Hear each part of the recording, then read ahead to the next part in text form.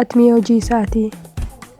Atmii hojii isaatii isaaf adda of baasii kanaaf si uummatee kun akeeka isaatii gatii sitti baasee si taasiseeraatii mi'a hojii isaatii. Yaadi gaariin hunduu isa biraa kan maddu yaada isaa dhaga'i isaa kan si yaadu. Gara biyya lafaatti kan inni si fidee kaayyoon isaa inni guddaan kan gooftaan barbaade iddoo buufata isaa bakka argama isaa si godhachuu fedha mi'a hojii isaa si godhachuu fedha mi'a hojii isaa.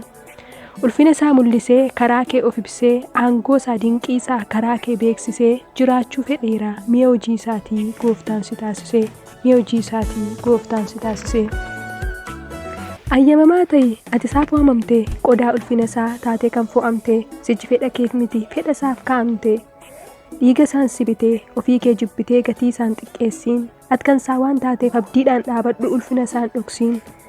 Lubbuun kee gab jettee isa duwwaa eeggattu kattaan kee sumadhaa ittiin du'a ooltu jireenya bara baraa karaa ittiin ol galtu gooftaa kee waaqessi galateeffachiisi ati kan isaa ta'uu kee hojiin argisiisi bara kee hundatti ofirratti moosisi bara kee hundatti ofirratti moosisi. Yoo ati jiraatte ulfina ofiif laattee inni kee bareedu tasumaa raawwate kanaaf isaaf laadhu guutuu namummaa kee atmii hojii isaatii isaaf fo'amuun kee. Abdiin qabu tasumaa wanti biyya lafaa sobeessi sossobaa dhumni isaa badiisa ija keerran kaayininnoo si gawwamsaa Yesuusiin uffadhu ulfinni kee isaa Yesuusiin uffadhu ulfinni kee isaa. Atmii hojii isaatii kan ulfina isaatii hamaarraa of dhawwi dura isaa jirtaatii. Dubbii isaa dhaga'i fudhadhu oolchaadha waan fedhe yoo dhufe sin buqqisu iddoodha fudhadhu dubbii isaa innoo fayyisaadha. Waan dhaabbatte seetee kuftee akkan argamne nan mul'isa jettee akkan arrabsiifne.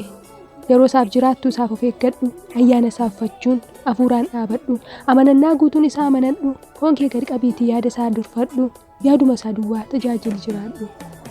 Isaaf of qopheessi sirraan of mul'isa faara tolaadhaan argamuun fuula isaa of kenni dhaabadhu situ isa beeksisa of kenni dhaabadhu situ isa beeksisa.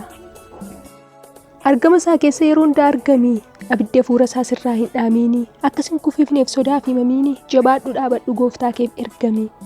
Utuu hin ilaaliin muudaa firrina kee akkuma si waame Iyyasuus gooftaan kee haalota ol ka'uuf gad bu'uu ilaaltee raawwattee hin dhiisiinsa si jaallate yaada isaa raawwatu karaa kee mul'ate kanaaf si filate.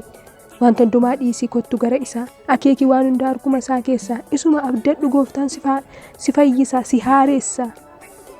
Kanaaf hafuura yaada cabaan namummaa manamaan garaa qullaa fi hafuura dhaabbataan ofii keessaaf laadhu Yesuusiif jiraadhu kun waamicha keetii isuma fakkaadhu kun waamicha keetii Yesuusiif jiraadhu inni nu fo'ate maqaan isaa ulfaatu akka ittiin jiraannuuf ofitti nu haa qabatu akka isa fakkaannuuf ofitti nu haa qabatu.